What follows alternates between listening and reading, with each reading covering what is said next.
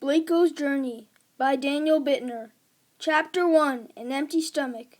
I scavenged through his hair trying to find spare ticks, while the tall giraffe picked off the finest leaves from the tree. I searched some more. The quiet wind of the night signaled us oxpeckers that the tick-catching day was over. I headed back to my nest with an empty stomach.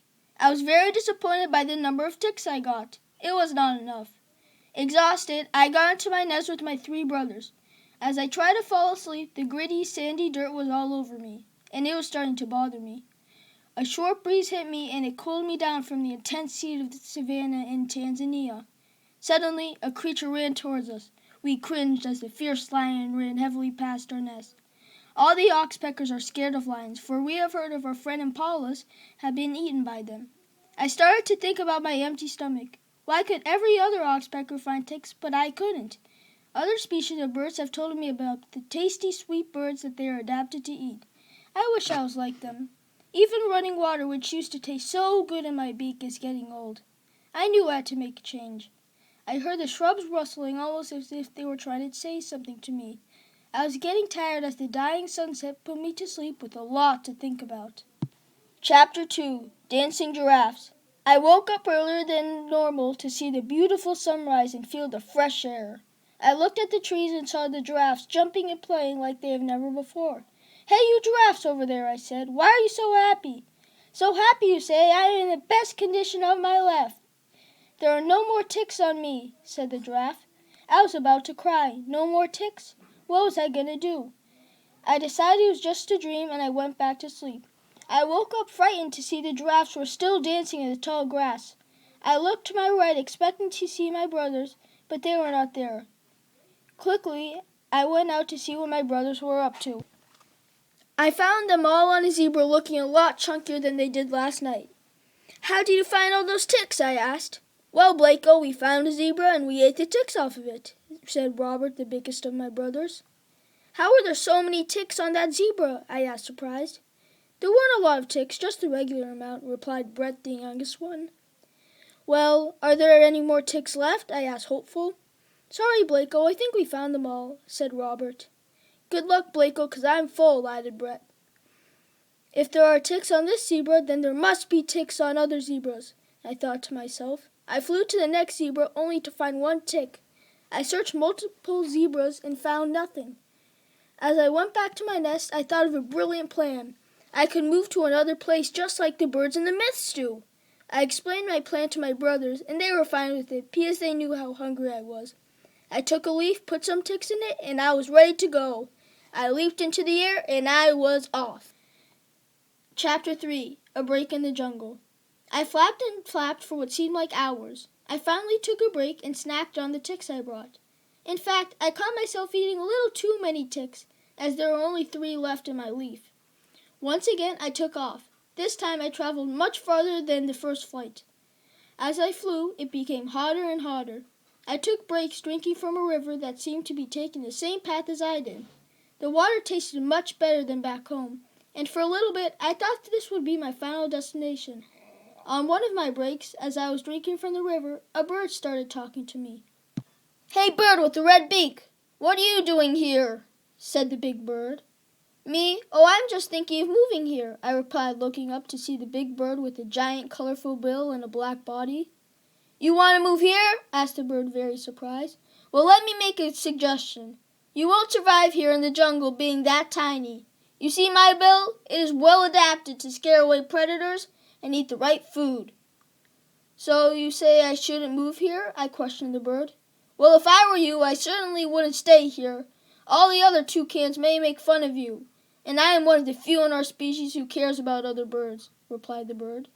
Just then, a loud noise came from behind me. The bird flew away, leaving me scared of whatever made that loud sound. Then, a big yellow spotted animal leaped out of the bushes and cornered me against a tree. I was too frightened to fly away. What did I get myself into? The animal leaned back, signaling he was about to leap at me. I shut my eyes in fear of being killed. Then I felt something grab me and take me upwards. I opened my eyes and saw the fierce animal growling and jumping up, just missing me. I looked up to see the big bird I just met flying with me in his mouth. I'm sorry, I forgot to tell you about the cheetahs. Stay as high up as possible and you should be safe, yelled the bird with the wind blowing in his face. He dropped me on a tree. I stayed safe for days, high up in the tree, as the bird gave me food like flies. Funny thing is, this actually made my bill grow short and stubby. At first, I was off balance because my feet are firm and don't curl. But as the days went on, my feet began to curl more and more. As time went by, I decided that I couldn't live in this hot environment, high up in the trees with the bird delivering food to me. Off I went. Chapter 4. Blown to shore. I started flopping along the river again. I flew for a very long time and it seemed like the jungle would never end, until I finally made it to a new ecosystem. It was all sand with a huge body of water next to it. I flew down and took a big drink of the big blue ocean, which tasted salty and cool. I looked up and saw a bunch of white birds soaring through the sky. I thought this could be my new home. I decided to fly up with them and see what they were up to. "Hey you, where is this and what are we doing?" I asked. "We're just doing our daily catch of fish." "What are you doing?" replied the bird. "I'm going to be a new resident here," I spoke enthusiastically. "Well, if you're going to be a new resident, you should know that the only source of food is fish. So let's see your best dive," said the bird. I had never dove into water before. If I want to be a new resident here, I had to do it. So I dove beak first into the water, closing my eyes as I hit the water. I opened my beak. I felt a cold, rubbery surface. I caught a fish.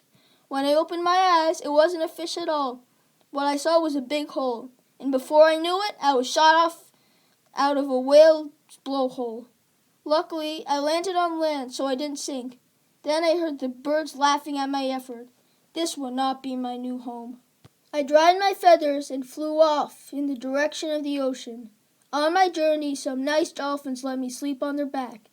At first, my body would get soaked, but over time, my legs grew, and by my last ride on a dolphin, I was not wet at all.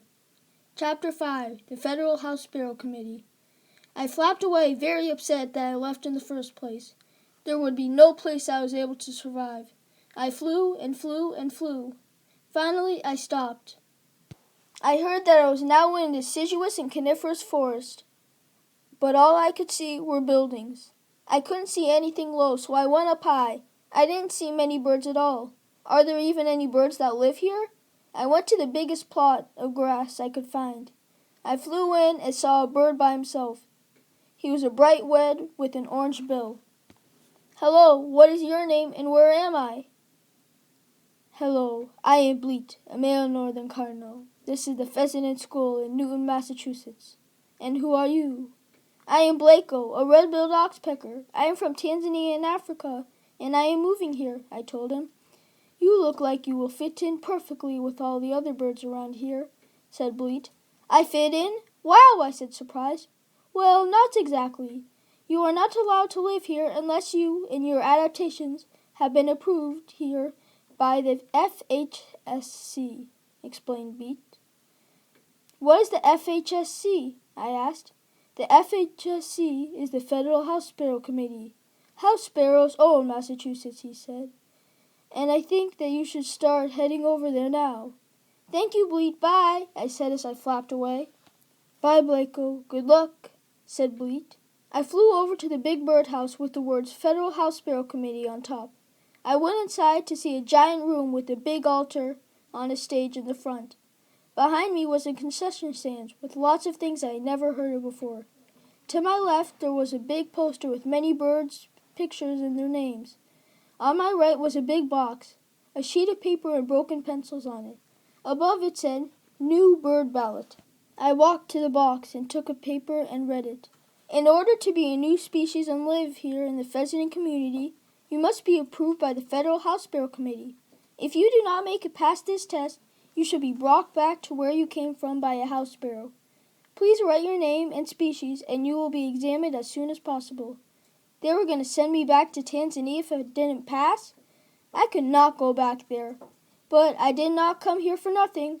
I answered the ballot and dropped it into the box. I could see no other birds in line, and they took my ballot right away. "Mr. Blako, would you please report to the altar?" Boom, chirped the house sparrow at the front. As I flew over, I saw house sparrows eating at the concessions that smelled so good to me after this long journey. "You are a red-billed oxpecker. Is that correct?" asked Chirp. "Yes, I am a red-billed oxpecker," I replied as he smiled. "Well, it is time to examine you," he said. Just then a bunch of house sparrows came running over to me. One had a clipboard and a broken pencil. "Curved feet, medium legs, medium tail, curved wings," spoke the house sparrows as the information was recorded onto the page. "Short and stubby bill, head forward slightly," they continued. "You may sit down now for the moment," said Chirp. I saw house sparrows all huddled up, reviewing everything to make a final decision. I looked around the birdhouse and saw a leak in the corner, with water dripping through it, causing a faint dripping sound. Below my seat were seeds spilled by the house sparrows from the concession stands. It was so tempting to eat one because I was so hungry from my long journey, but I didn't. "Mr. Blako, will you please step forward?" boomed Chirp. As I walked towards the altar, I could feel the cold, damp air on my feathers. Just as he was about to speak, a house sparrow came running over to the altar, showing Chirp a piece of paper. The house sparrows whispered some things to each other, and then they nodded. Chirp began to speak. "I am sorry for the interruption, Mr. Blako. The Federal House Sparrow Committee has decided, for their own good, that because you are from a distant land in Tanzania, that you would not do well here in Newton, Massachusetts, and therefore you must go back home. These two house sparrows who will keep you company on your journey home." I had to go back home? As I started to weep on the floor, I felt the soft wings of two house sparrows trying to drag me out. They kept pushing me towards the door as I tried to resist, and was crying. "I want to stay here, please, please, I beg you," I wept. Just then I heard flapping coming from the door. "Please be quiet," said the voice at the entrance. It was a bird so loud that even I, in the midst of crying the hardest I have ever before, stopped and looked up. "I am Richard, a white-breasted nuthatch. I demand this council on fire." "Why does he have to leave because of where he came from?" said Richard as he took a big breath. "And from what I know, nuthatches rule Massachusetts. You house sparrows were once from a distant land called Europe, which was not too far away from Africa. Were you ever sent back to Europe? No, you weren't. So for equality, I demand that because you weren't sent back to Europe, that Blako should not be sent back to Africa." The whole room was silent, except for the dripping water in the corner. I looked at the altar to see all the house sparrows blushing with embarrassment. Richard then looked at me, nodded, and flew out the door. Everyone stood still. The house sparrows huddled up again. "Who is that Richard? He was really brave to go up there and speak to the FHSC. I was so happy. There was a victory dance going through my mind." Chirp spoke. "We of the Federal House Sparrow Committee have changed our minds and are going to allow you to stay here at Fessenden." Yes, I had found my new home. I jumped up, flew around the house, and did leaps of joy. "Now, as a proof to live in Fessenden, we shall add your name to the poster. You are also on your own. You may eat from the bird feeders and live wherever you want," said Chirp. I waddled out the front and flattened my wings onto my new home. Chapter 6. Exploring Fessenden. I went out and looked for a bird feeder, but I couldn't find one. Then I saw a blackbird with an orange breast. I went on the tree and was scared for a second, but then realized because of my new adaptations, I could clasp onto branches. I looked to my right and saw the bird picking berries off the tree. I thought I was too small to reach them, but I would try. So I went up really high, and I got one. If it weren't for my dolphin experience, I wouldn't have been able to do this. I tried to talk to the bird on my right, but he didn't answer, so I flew away to a small courtyard where I saw many house sparrows. Then I saw Richard. I flew up to him and started to talk. "Hello, Richard. Thank you so much for your bravery. I really admire it. Is there anything I can do for you?" "Well, thank you," Richard said. "If you want to do something for me, could you possibly go to the top of that short tree and catch some flies in midair?" He wanted me to catch flies in midair? How was I supposed to do that? Because of his bravery for me, I would be brave for him. I flew up in the air where I saw many flies. I waited and then opened and closed my beak, and I had a fly. I caught a couple more before I realized that if I still had my old beak, I wouldn't be able to do this. Thank you, toucans. I realized without toucans and dolphins, my bill, feet, and legs would not have allowed me to fit in at Fessenden. I grabbed all the flies I could get and went back down. Wow, that was amazing! You really do fit in well with us. Have you found your first bird feeder yet? Asked Richard. Not yet, I am still looking, I replied. Well, there is one over there on the ground where the house sparrows are, and one on the tree. There is another one, said Richard. Thank you, Richard, I replied. No problem, he said. I went over to the tree and put my perfectly fit bill through the bars, and before I knew it, I had tasted the best food of my life.